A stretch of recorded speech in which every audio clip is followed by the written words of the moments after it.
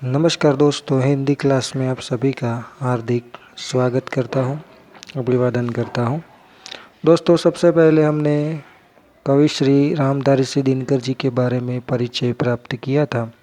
उसके बाद पूरा जो खंड काव्यांश है वो खंड काव्यांश हमें क्या सीख देता है उसकी पूरी जानकारी हमने गुजराती भाषा में प्राप्त की थी। अब हम हिंदी भाषा में शुरू करते हैं पूरी पढ़ाई। इकाई का नाम है कर्ण का जीवन दर्शन, जो ये एक खंड काव्य है जो रामधारी दिनकर जी के द्वारा लिखा गया है। रश्मिरथी खंड काव्य में से यह खंड काव्यांश दिया गया है जिसका नाम है कर्ण का जीवन दर्शन। आइए सबसे पहले कविश्री के बारे में महत्वपूर्ण अंशों की जानकारी प्राप्त करते हैं। हिंदी के सुप्रसिद्ध कवि रामधारी दिनकर जी का जन्म बिहार के मुंगेर जिले के सिमरिया नामक गांव में एक किसान परिवार में हुआ था। देखिए, परीक्षा के लिए आईएमपी प्रश्न एक बनता है कि रामधारी दिनकर जी का जन्म किस गांव में हुआ था, तो सिमरिया नामक गांव, ये आपको याद रखना है। उसके बाद वे भागलपुर विश्वविद्यालय के उपकुलपति और भारत सरकार की हिंदी सलाहकार समिति के अध्यक्ष भी रहे थे। तो दूसरा प्रश्न बनता है कि वे उपकुलपति थे। कुलपति के नीचे का जो ओहदा होता है उसे कहते हैं उपकुलपति। तो भागलपुर विश्वविद्यालय के उपकुलपति थे और भारत सरकार की जो हिंदी सलाहकार समिति थी उसके अध्यक्ष भी रह चुके थे। सबसे अहम भी प्रश्न एक बनता है कि उर्वशी के लिए उन्हें सन 1972 का ज्ञानपीठ पुरस्कार मिला था। दोस्तों, साहित्य जगत में सबसे सर्वोच्च अगर कोई पुरस्कार है तो वह है ज्ञानपीठ पुरस्कार। तो उनका काव्य संग्रह है उर्वशी, उसके लिए 1972, आपको साल भी याद रखनी होगी। तो 1972 में उन्हें ज्ञानपीठ पुरस्कार मिला था। उसके अलावा उन्होंने उर्वशी, रश्मिरथी, रेणुका, हुंकार, रसवंती, कुरुक्षेत्र उनकी काव्य कृतियाँ हैं। तो ये सभी उनका काव्य संग्रह है। इसके अलावा उन्हें संस्कृति के 4 अध्याय उनका एक चिंतन ग्रंथ है जिसे उन्हें साहित्य अकादमी पुरस्कार से सम्मानित किया गया। तो हमें ये 2 बातें याद रखनी है, एक है उर्वशी के लिए और दूसरा संस्कृति के 4 अध्याय, ये चिंतन ग्रंथ पर उन्हें साहित्य अकादमी पुरस्कार भी प्राप्त हुआ है। चलिए, अब यह जो खंड काव्यांश कर्ण का जीवन दर्शन वह क्या कहना चाहता है उसकी थोड़ी सी जानकारी प्राप्त कर लेते हैं।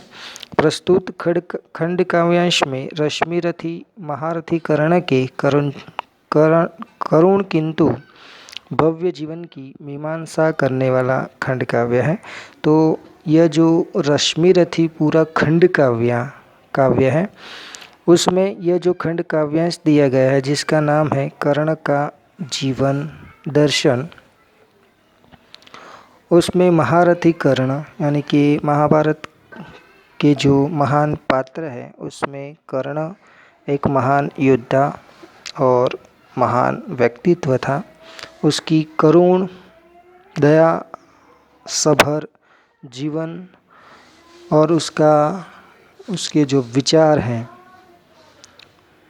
उसके जो आदर्श हैं, उसके आदर्श को चरितार्थ करने वाला यह खंड काव्यांश है। देखिए दोस्तों, कर्ण ने सारे अन्यायों को सहकर कर्ण जन्मजात महानता पर पुरुषार्थ जन्य महानता की विजय चाहता है।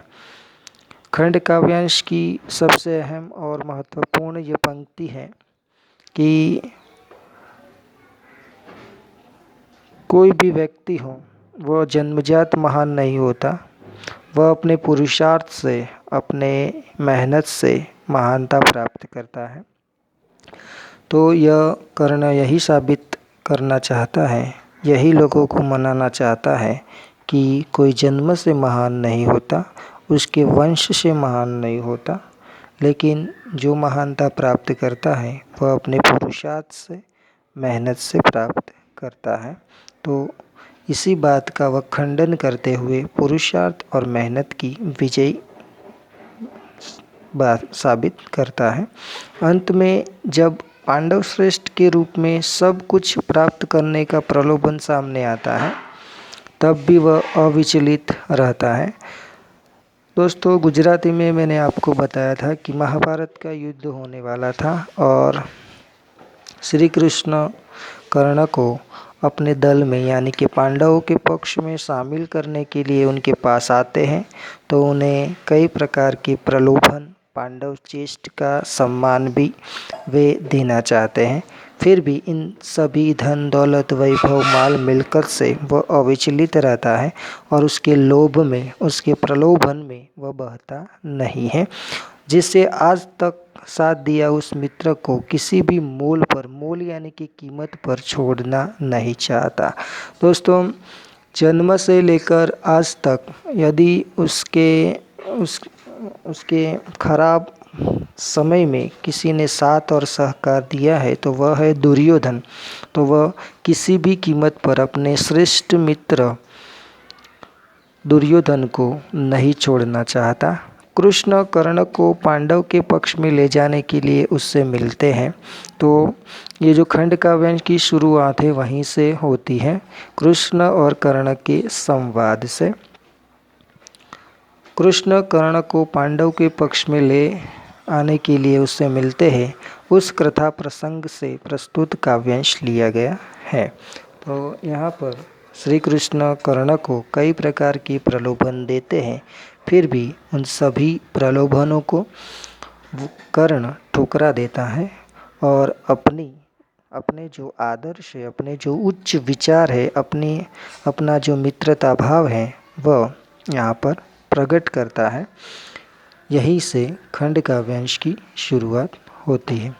चलिए दोस्तों, अब काव्यांश पढ़ने के लिए जाएंगे अगले वीडियो में। मिलते हैं बाद में। जय हिंद, जय भारत, जय चाणक्य।